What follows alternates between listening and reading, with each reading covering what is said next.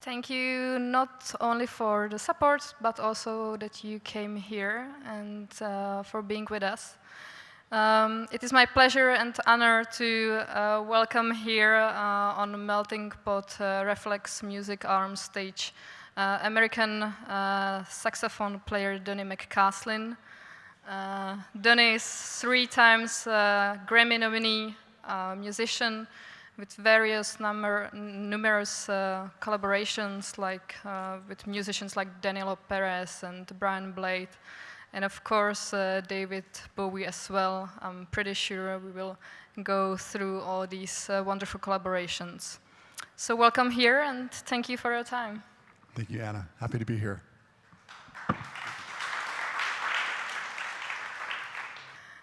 We will probably start with the beginnings of your music career.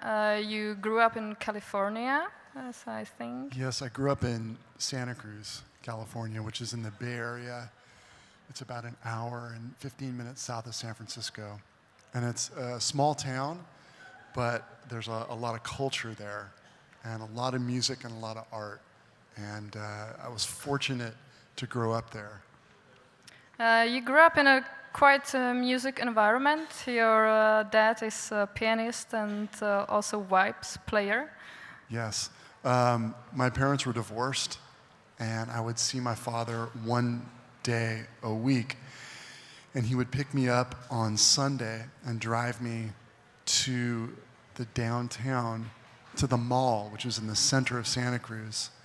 And he had a gig there where he played from noon until maybe 5 o'clock. So I would help him to set up his instruments, and I would just sit there and listen all day long. But you chose to play saxophone. Yes. And I read that you this choice was made because you admired your dad's colleague and his filthy saxophone. It was kind of a spontaneous decision. I was in a class. I was 12 years old and in a class, and it was the last day of the semester that you could switch to another class.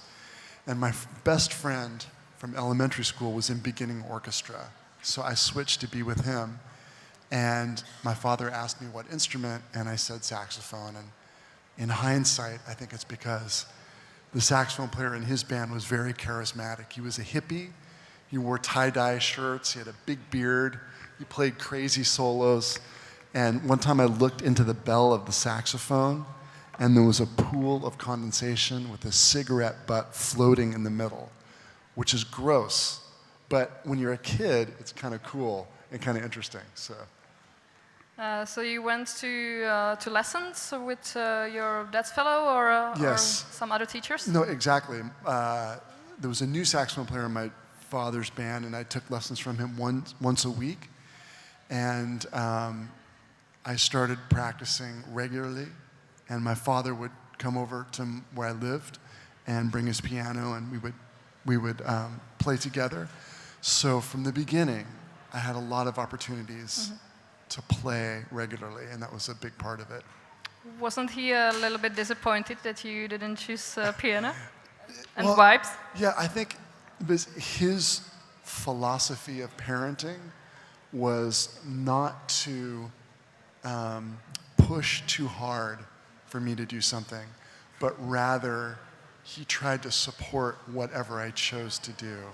So he would suggest piano lessons, but I always said no. And then it was once the saxophone started, he worked to make it good for me, basically. And then you also started to play with your dad's band. Yes. Yeah, when I was a teenager, I started to play with his group, and it was great just because it gave me so much experience on the bandstand. And I wasn't very good, and I made a lot of mistakes and all that, but there's some inescapable value in being on the bandstand hour after hour after hour. Do you remember the first gig, or maybe the first paid gig? Yeah, the first gig I played was a fundraiser, and it was with a band of friends in junior high school, and the drummer was Kenny Wollesen, who plays with Bill Frisell for many years, and Sex Mob, and was with Tom Waits, and has done a lot of different things. So Kenny Wollesen was the drummer, some other friends, and that was the first gig. We were 12 years old, so I had been playing for like 6 months or something. Yeah. We weren't very good, but it was great to have the opportunity to play. You got, I think, full scholarship at Berkeley, the most prestigious, maybe, music school. Yeah, the first year I had accumulated scholarship money from these different competitions, and then once I was at school, they gave me a scholarship, which was great because we didn't have the money to pay. My family didn't have the money to pay for college, so it was really only because I got the scholarship that I was able to stay at school for the full time and to reap all the benefits of that. I wonder how Berkeley formed you, because I believe that going from Santa Cruz to Boston was a kind of change in your life. Yeah, it's a huge culture shock. You know, Santa Cruz is sort of what you'd imagine California to be like. It's just beautiful weather almost all year round. There's a lot of different beaches. You know, if you want a big beach, you want a small beach, it's all there. Mountains, a very outdoors-based lifestyle. And then going to Boston, where it was just freezing cold and miserable in the winter. And yeah, it was a real culture shock for me. But in a way, it was more conducive for me to practice in an environment like Boston, where it was raining or it was snowing, and so it was easier for me to stay indoors and practice all day long. And a lot of what I learned, Anna, was from other students who were so talented. I went from a small town, being a very talented young person, to going where everybody's very talented, basically. And I learned so much from my peers, and also from the teachers. And it was just, and I also had the opportunity to really practice hours and hours and hours every day. And that was a really formative, time for me in my development. And it was where I got my first real professional gig touring with Gary Burton's quintet. And he was a teacher at Berkeley at the time, and he hired me near the end of my days in Berkeley. I believe that you still meet with your schoolmates from Berkeley, because they're probably everywhere, especially when you live and gigging in New York. Yeah, absolutely. I see my, all the time. Yeah. How is it to meet them? Do you go through the memories from school, or do you feel more like a family maybe?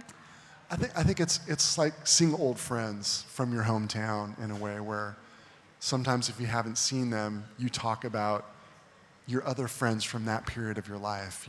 Oh, have you seen, or I just saw and they're doing this, and so there's some of that. With people I see more regularly, I think that it does probably feel like family, and it's just, you've had this long relationship over the years, and everybody has had their own journey and their own path in the music business or the music industry, and it's interesting to see how it's played out for everybody. I was talking a bit about your collaborations. You also replaced Michael Brecker in Steps Ahead. How it was for you as a young musician? It was an amazing opportunity, because he was like the iconoclastic player of my generation, where, me and all of my friends listened to him all the time. And it seemed like everybody of my generation was really influenced by him.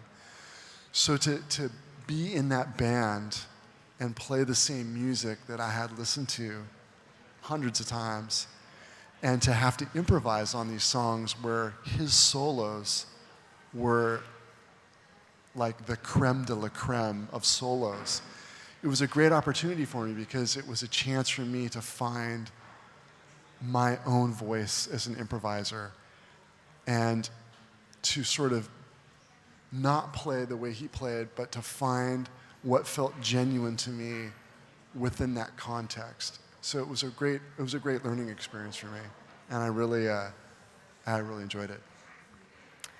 You are well known for your love for electronic music. Could you tell us something about it? Maybe when did it start? Well, I think I was, growing up in Santa Cruz, I was exposed to a lot of different types of music. So my first music that I fell in love with was John Philip Sousa, marching band. Then it was Chuck Berry, and then the Beach Boys, and then AC/DC. And then I started to play jazz music, and it was John Coltrane and Charlie Parker and Michael Brecker. But when I was growing up, playing with my father's band, it wasn't only traditional jazz, it was also Latin jazz, and it was also like funk and songs like, R&B songs. And then also in Santa Cruz, it was a major spot for all the reggae bands. So I used to hear Peter Tosh and Jimmy Cliff and the Mighty Diamonds and Burning Spear and Black Uhuru all played in Santa Cruz when I was growing up. So I heard them, and Tower of Power was really popular, and they're from Oakland, which is about an hour from Santa Cruz. So I used to hear Tower of Power. I'd go to their concerts and listen to them a lot on record. And Paul Jackson, the bass player from Herbie Hancock's group, the Headhunters, was living in Santa Cruz when I was a teenager. So I played in his band for about a year, about once a week. So I was exposed to this broad, spectrum of music. And I look back on it, I feel like that is the musical DNA that I grew up with. So these different styles kind of coexisted for me. And so I was into electric music, rock, and whatever from the beginning. But in terms of electronica music and drum and bass, it was really about 7 years ago, and I was meeting with my producer, David Bowiem, and he recommended that I do an electric record. And I did it, and when I started to tour with that project, I was only really aware of Square Pusher and maybe a couple other people. But I noticed that Mark Juliana, the drummer, was really had a lot of drum and bass in his language. And Tim LaFave, the bass player. So I was talking to them about what they listened to, and David Bowiem was sending me some things to listen to, so I certainly kind of started to get into Skrillex, and Boards of Canada, and Venetian Snares, and Aphex Twin, and sort of on and on. And I think the thing was, what captivated me was the sonic framework that it provides, where it could be really rhythmically active, but there was just this feeling with the sonic environment that I felt it was really compelling to me. And I just felt drawn to it. And so I just kept listening and working on it and writing songs for the group. And the more that we toured and the more that we played, the more I was hearing it, and it just kind of kept evolving to where I'm still listening to electronic music all the time now. Like 2 hours ago, we heard your absolutely wonderful cover of Bath and No Eyes. Thank you. Why did you choose this song? That was a record that David Bowiem had turned me on to, and we were talking about cover songs. And that record, it's called Obsidian, and there's a lot of great songs on that record. And I just, kind of went through it and narrowed it down to a song called Phaedra and No Eyes, and eventually settled on No Eyes just because it felt like it was a good fit. The melody, I could hear it on saxophone, and I could hear the improvisational section that we get into. Could you tell us also something more about your other collaborations, like especially with Maria Schneider Orchestra? Yeah, so I've been with Maria Schneider's group for about 15 years, and before I joined her band, she used to play every week on Monday night in New York City, and I was subbing. I would substitute in her band very often, so I got familiar with her writing, and her writing is it's very personal and very unique. She has a really strong sense of Americana, I think, in her writing, sort of Aaron Copland kind of melodies, and she's hugely influenced by Gil Evans and Bob Brookmeyer. She's a master orchestrator. So eventually she got a commission by Lincoln Center to write a piece based on flamenco rhythms from Spain. And she told me that she was hearing me as the soloist on this piece. So she hired me to be in her band then and recorded this piece, and I've been in her group ever since, and it's been a great experience. She's a really hard worker, and something I really love about her is she's a very genuine person too. You know, she's really generous and really wonderful, and outside of working with her, her friendship has meant a lot to me over the years, and she's really been a big, supporter and advocate of mine, and so, yeah, love Maria. She definitely is, because she's the person who recommended Yes. you to Yes. David Bowie. She did, and what happened was David's team had reached out to Maria about doing a collaboration, and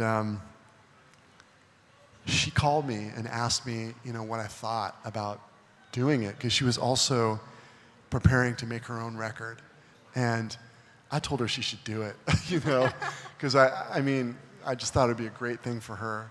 And so she started, and she would meet with David. David would come to her apartment, and they would work on the song. And after a few meetings, she would call me and just talk about it. And I recommended that she use Mark, my drummer, on the recording. And she was talking about the rhythmic aspect. And anyway, David had another song that he wanted to do with her, and she didn't feel like she could take it on because of her record, so she suggested to him that he do something with me and my band. And she played him a record of mine called Casting for Gravity, and that's really where it started. I think she might have repeatedly suggested it to him, and then one day he called her and said that he saw that I was playing in New York City, and so she brought him down to hear us play. And a week later, we had the first rehearsal for Maria and David's collaboration. And that's where I met him for the first time. And we talked, and he asked me for my email address, which is something I thought was crazy. David Bowie is asking me for my email address. That's crazy. And then he emailed me like the very next day. And first he emailed me to see if it was indeed the correct email address. So I emailed him back, said, yes, this is me. And then he sent me an email saying, essentially, he has a couple songs he'd like to, and he said something like, it would be my dream to record them with the Donny McCaslin band. I was sort of amazed, I just stared at the email, and then I thought, okay, how do I respond to this? His emails, one thing that was really wonderful about David was when he would write you, it was very succinct, and it was really funny, and just, he had such a great command of language. So he would write 3 sentences, but it was just full of content and funny, and it was never just like words for words' sake. It was, and so I stared at his email, and then it took me about 2 hours to respond. I kept saying to my wife, does this look okay? I don't want to say too much. I was like, David, yes! No, sorry. Yes, I want to do it, but I want to be cool. Oh, great. But you don't want to stay, cool. But it was great. Actually, did you know that he would come to your show before? I did, because Maria had told me that she was recommending me. And then she told me that they were coming to hear us play. So I tried not to think about it because you just never know what could happen in those situations. And I didn't want it to influence how I was playing, or how I was feeling. So I just tried to kind of block it out and just play and kind of immerse myself in the moment. So, I did that as best as I could. I still knew he was there, and I saw him kind of out of the corner of my eye from afar, but I just tried to stay focused on the music. I read that you knew it, but your bandmates didn't. Why didn't you tell them? I didn't want them to be nervous. Yeah, I didn't want them, because this was also our last performance before recording. So we actually, had to work on this material, so I wanted to keep everybody's focus on the music. After the meeting, you didn't go straight to record Black Star, but first was the single Sue, if I remember well. Yeah, you're right. It was, so this is all in the summer of 2014. So the first song he sent me was "'Tis a Pity She Was a Whore." And then as the summer progressed, he sent a couple more songs, "Lazarus" and something else. And then we were supposed to start recording in the fall, like in September, but he delayed it. At first, I didn't know when we would start, and it was sort of vague in terms of, and I think my approach was to, just, it was out of my control, and just to wait to see what happens, but a couple months later, we started planning again, and so the recording started in January of 2015, and by that time, I had about 7 or 8 songs that he had sent me, that I had sent to the band, and then we got together without David, and we rehearsed once, and then we went to the studio with him. I was wondering how much was the material from David Bowie prepared when he sent it to you, because he also played saxophone, so... Yes. Yeah, it was, they were mostly homemade demos that he had done, where there was a drum machine that would play a repetitive drum pattern, like a 1-bar or 2-bar pattern, and then a synth bass, and then guitar. He would play guitar, and also synthesizers, and then he would sing, and on a couple songs, saxophone. So they were really all him, and there was a lot of content in what he sent. The songs weren't changed radically from his demos to what you hear on Black Star. I mean, what's different is that we're playing and we're improvising, and I wrote a lot of horn orchestrations and added things and stuff like that, but the bare bones of what he sent is what you hear on Black Star. How did the recording look like? It was the first day, we just spent a day setting up all of our instruments. I had like tenor saxophone and soprano saxophone and clarinet and flute and alto flute. Jason Lindner had 9 keyboards, so it was a full day of getting sounds. And then this next day, we arrived at 10 in the morning, and with Tony Visconti there, the producer, and the engineer, Kevin Killen, and David arrived at 11. And then we started. And basically every day, David would arrive at 11, and he would stay until 3 or 4, and then he would leave. And sometimes we would stay a little longer and do things, but mostly we worked, it was that schedule. And we recorded for a week, and then we took 3 weeks off, and he sent me 4 or 5 more songs. And then we recorded for another week, took another month off, and then recorded for about 4 or 5 days. And that was it. And then I did 1 day of woodwinds and overdubs about a month later, and that was it. The recording took place in New York in Magic Shop studio? Yeah, Magic Shop. How did it look like? Was it done in one room, or how was the setting? Yeah, the studio, it's gone now, by the way. It's now condominiums or something. But you would walk in from the street, and it's like a long rectangular room. And the first part of the room is the reception area, and there's a desk and stuff, and then there's a stairwell that went downstairs, but then there's a big door. And you go through the big door, and you're now next to the control room. And then if you go straight, there's another big door, and that gets you into the room where we recorded. So we were all in one room. I was in a booth, kind of a glass room adjacent, as part of the room, but to protect the sound.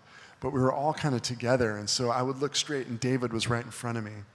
And that was one thing that's a enduring memory from me, is, just playing and just looking at him, and like we were playing, like I remember when we were recording Lazarus, and he was singing, and it was like really powerful, the emotion that he was singing with, and I remember just looking at him and feeling that dynamic energy that he was putting into it, and I was just imagining trying to create a bed of sound around his voice, with the saxophone, and just to try to really support everything he was doing. And then when I had my turn to improvise, I just tried to kind of go from there, and it was really an amazing experience, because it just felt like the chemistry was there from the first day. We didn't need to warm up or anything. It just felt really cohesive from the beginning. And in my role as sort of band leader, I was hoping that things would go well, because if they didn't, it was sort of my responsibility. If things didn't sound good. So every day it just felt so good, and he was so focused. And I really learned a lot working with him and seeing the way he would. I could talk a lot. Maybe I'll let you ask a question, because I could keep talking about this. But. Okay, maybe it would be good if you present also the musicians you worked with on Black Star. Yeah, absolutely. So, if you were there today when we performed, the keyboard player Jason Lindner was on Black Star, and we've been playing together for about 7 years, and he's an amazing musician and has his own band called Now Versus Now, and we've been touring together a lot the last few years. Thank you. The bass player is Tim LaFave, who plays in the Tedeschi Trucks band, and we've also been playing together for a long time. An unbelievable musician. Mark Juliana is a drummer, and also been playing together for a long time. He plays with Brad Meldau and has his own band. And then Ben Monder played guitar on Black Star. And Ben and I have known each other for about 20 years, and he's one of the world's greatest guitar players. So it was a great room with immense talent in that room. How much space did you have to contribute to the songs? Because every time you read about David Bowie's creative process, all the people say that he was always very well prepared. He knew what he wanted. So how did it look like? Yeah, I would say that that he was very well prepared, but I also had a lot of freedom. In fact, he encouraged me to do whatever I wanted, really. So what was nice was that especially before the first week of recording, I had his music for about 3 months, and I had a lot of time to really sit with it and process it and work on it. So I had a lot of ideas, which I started to write and adding all these things, and it was sort of an organic process for me that I was able to do it over time after I had really assimilated the songs.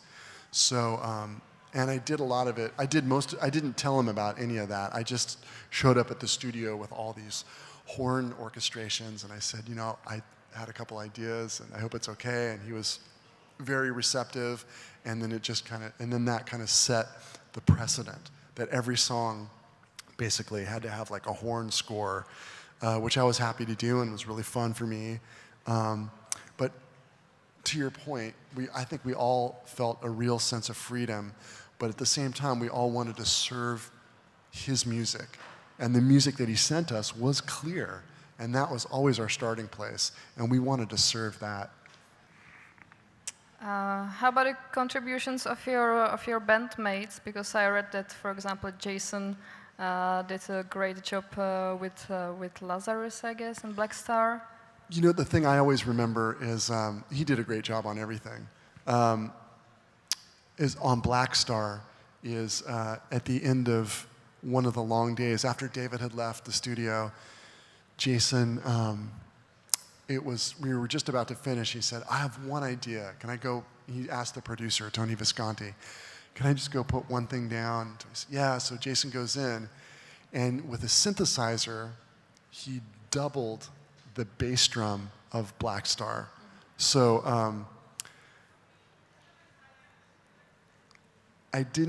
after that moment, I didn't hear that song in its entirety until about a month before the record came out. And that's the first song on the record.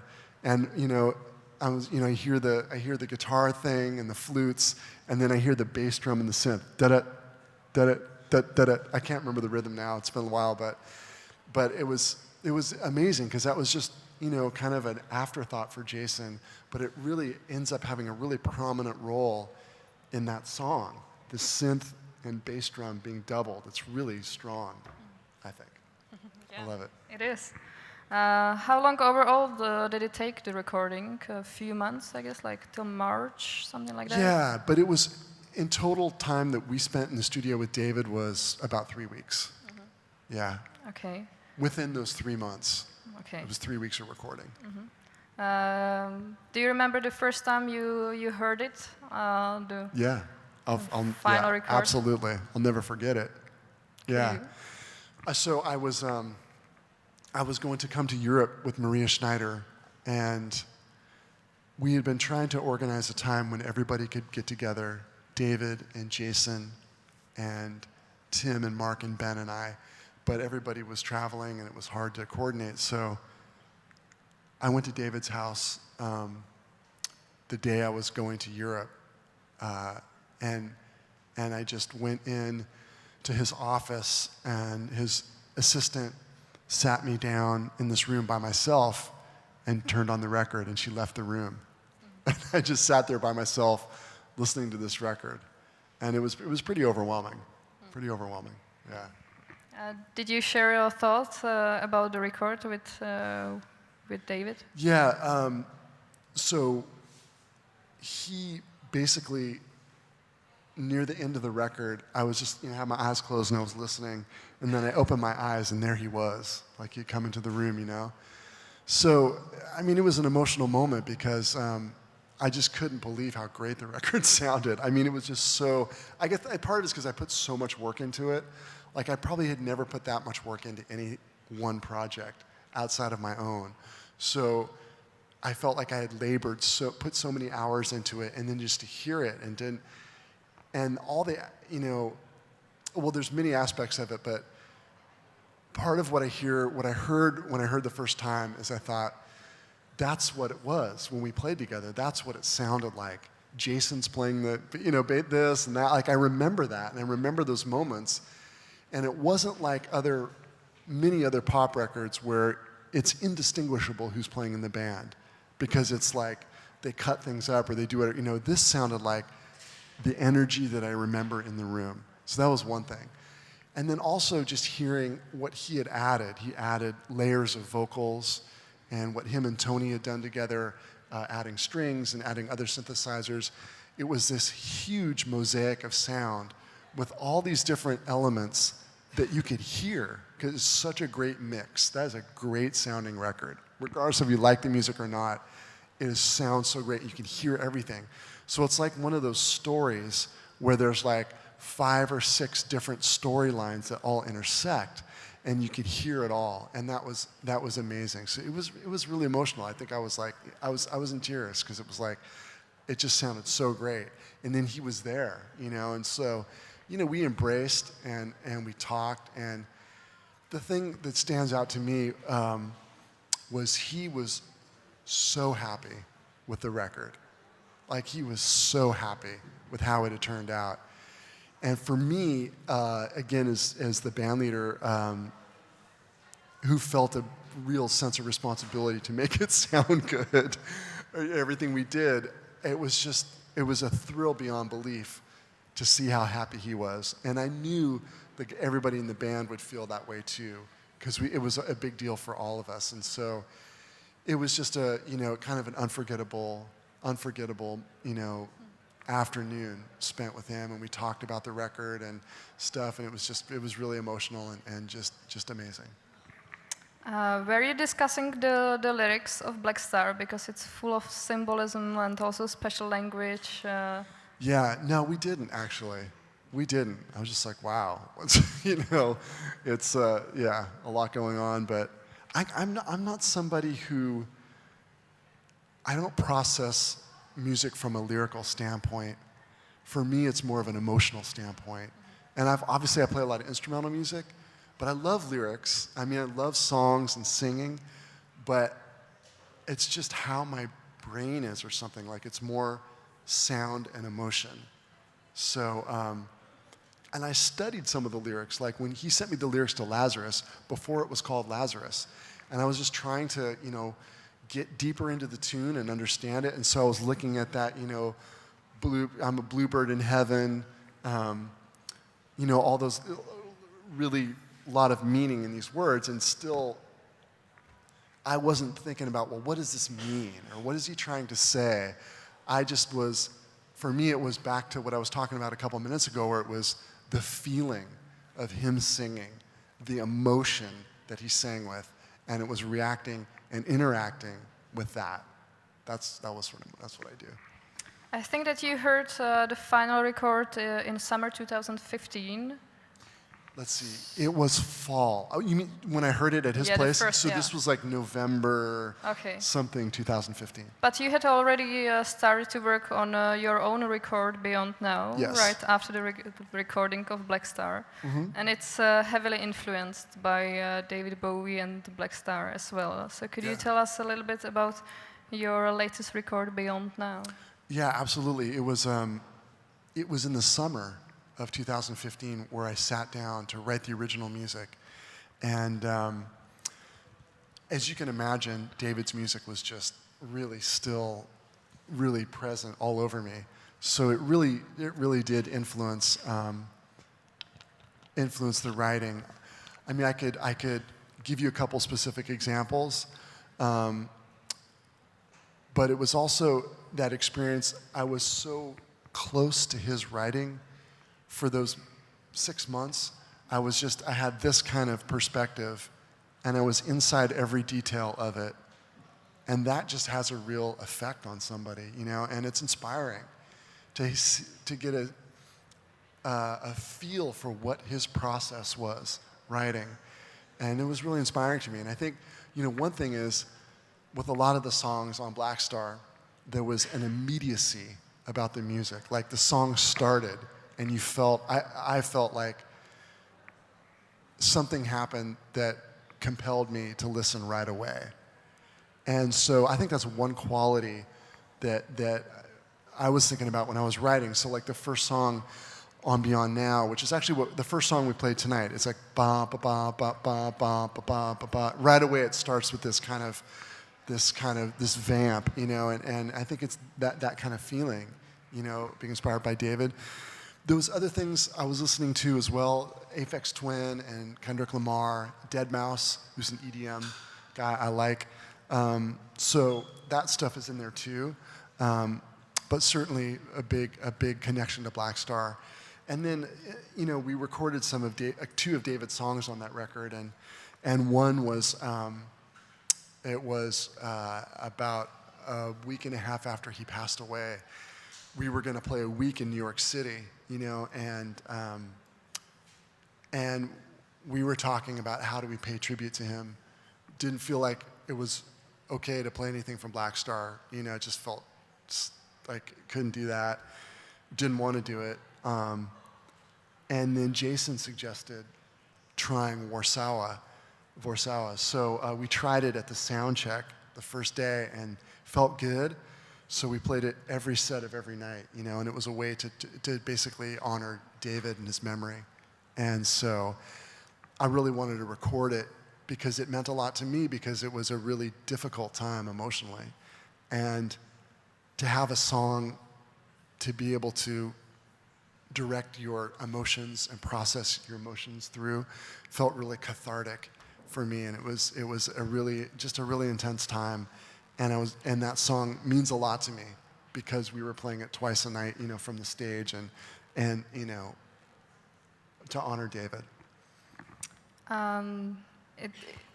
I cannot really imagine how did you feel when you found out that Mr. Bowie is dead. I actually read that it was a journalist that told you, like, somewhere called you in the morning. Yeah, it was, I have an iPhone, and I put it on Do Not Disturb when I go to sleep, but after like 20 calls or something, the calls come through. So the BBC had called me like 22 times, and then it was like 4 in the morning, and phone rang, and I looked at it, and it was like I had all these missed calls, and somebody had texted me, and then it all hit me. I mean, I had a sense that things were not good before that, and I was going to go visit him. It's sort of a long story, but I had a sense, that things were not good, but still, it was really devastating emotionally. Just so sad. And I knew him for a year and a half, and I was thinking about his daughter, teenage daughter, his wife, of course, his son, and then he had people that were very close to him, who worked for him, who had been with him for years, like 30 years, 25 years, and I had the pleasure of getting to know these people when we were making Black Star, and I saw how much they loved him. I mean, it makes me teary, but it's a testament to what kind of person he was. That these people who'd been with him and seen everything, if you're with somebody for 25 years, you see everything, and they really loved him. And that, that says a lot about who he was. So as bad as it was for me, and as bad as I felt personally, I was also really thinking about them and trying to hold them in my heart, because I thought, man, for these people, it must just be totally devastating. So, yeah, it was rough. And then another thing was, then also because I had been, David, you probably know that David had stopped doing interviews. So when Black Star was released, or before it was released, I was doing interviews, and Tony Visconti, and some of the guys in the band also.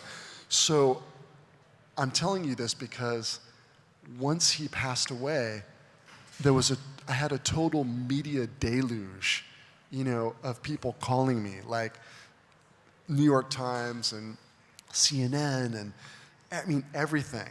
And it was hard to manage it because they don't teach you that in music school. You know what I mean? They don't teach you how to I mean, it was intense. And I had to kind of get my bearings and figure out what I thought David would want or what his family would want. And I just tried to honor that. But it was intense because a lot of the questions were like, did you know he was sick? Or when did you know he was sick? And when you were making Black Star, did you know he was sick? Like, it was a lot of that angle, which I understand because they're wanting that sensationalistic tidbit to hook readers, and I understand, but it was hard, and I had to kind of navigate through all that, but that's superfluous. The real thing was, it was just really devastating. I'll stop. He was also in this period of tremendous creative output, right? Black Star, Lazarus the musical. We were going to make another record. You know, he was in the middle of writing new music that we were going to record soon. So it was also really sad because he was really in a heavy creative output. Yeah. You mentioned the musical Lazarus. I don't know how many people know that Black Star actually lives also in the musical. How did you like it? Because I know you went to see it. Yeah, I went to see it twice actually. I saw it once in New York and once in London, and it was, you know, it was nice to see it a second time because it's really. I'm trying to look for the right word. I mean, avant-garde maybe it's really. It's hard to understand everything that's happening the first time you see it. That's what I would say. So it was hard to tell, like, is this play all supposed to be happening moment to moment, or is there time travel involved in the play? And, you know, I was thinking about that afterwards and talking about it, and then seeing it a second time, it really helped to give it more clarity. So I did enjoy it, and I thought it was really interesting. Yeah. For me, it was really surprising to also see Michael C. Hall to sing that well, because when you see him in a TV series like Dexter or 6 Feet Under, he always looks like a weirdo in some way, but he sings amazingly. So. Yeah, he does a great job. And we did a concert about a year after David passed, maybe. I can't remember, but we did a concert in New York with people who had been in David's band, and the musical director was the musical director from Lazarus, and Michael C. Hall was the main singer. So we did stuff from Lazarus, but he also did like Ashes to Ashes, and he did Heroes and a couple others, and yeah, I thought he did a really good job. What is now in the future of Donny McCaslin group? You released Beyond Now a year ago, so are you preparing a new record, for example? Yeah, I am. I'm in the middle of writing new songs, and we've been performing a fair amount of them on the last couple months while we've been touring. So I'm developing the new songs. I'm really excited. I'm going to add a new element if it all comes together. I'm working on. So yeah, I'm just kind of moving forward, you know, with my life, you know, as an artist, and thinking about the kind of songs I want to write, and listening to a lot of music. Like everything has kind of changed for me since Black Star, and my perspective on music has changed, and my perspective on songs has changed. So it's been, for me, a creative period, and so yeah, I'm moving forward with plans for the next record, and I've been touring a lot these last couple years. You know, a lot of touring, which has been great. Also tiring, you know, but been really great. So thank you very much for your attention. Thank you for coming, and enjoy the rest of Colors of Ostrava and Meltingpot as well, of course. Have a great evening, have a great night, and good night. Thank you, Donny. Thank you, Anna.